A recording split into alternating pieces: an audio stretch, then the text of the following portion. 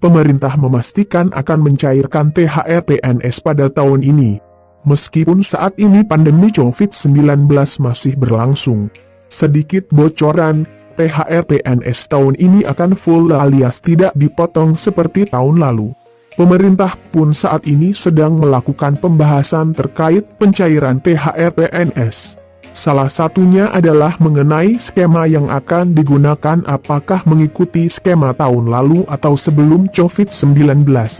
Ada sejumlah fakta menarik dari pemberian THR PNS pada tahun ini. Berikut rangkumnya.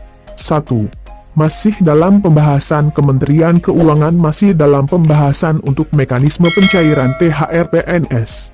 Termasuk juga waktu dari pencairan THR untuk pegawai pemerintah ini saat Lebaran Idul Fitri.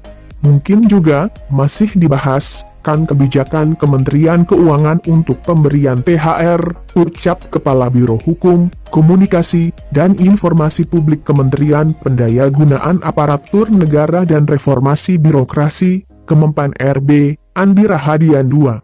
Waktu pencairan THR PNS meskipun belum bisa diputuskan dan dipastikan, namun THR untuk PNS diperkirakan akan sama dengan tahun lalu.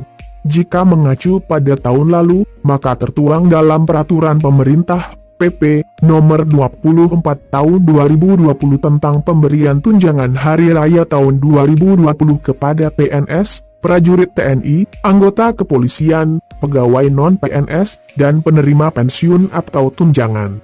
Berdasarkan peraturan tersebut, tunjangan THR dibayarkan paling cepat 10 hari kerja sebelum tanggal Hari Raya. Artinya pencairan THR untuk PNS akan dilakukan paling lambat pada awal Mei mengingat pada tahun ini, Lebaran Idul Fitri jatuh pada 13-14 Mei 2021. 3. Besaran THR PNS selain itu, THR diberikan sebesar penghasilan 1 bulan pada 2 bulan sebelum bulan Hari Raya.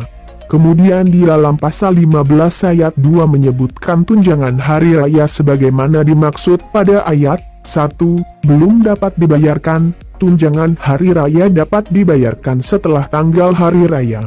Dalam pasal 17, ketentuan lebih lanjut mengenai teknis pemberian tunjangan Hari Raya yang bersumber dari anggaran pendapatan dan belanja negara diatur dengan peraturan menteri yang menyelenggarakan urusan pemerintahan di bidang keuangan.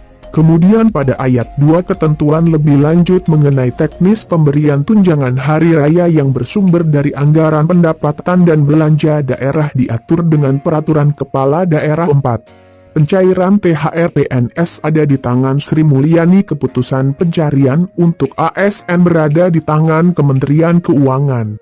Termasuk juga mengenai besaran dan komponen yang ada dalam THR nantinya.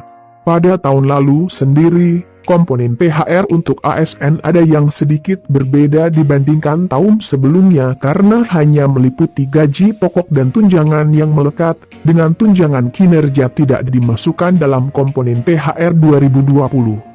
Coba saya cek ya.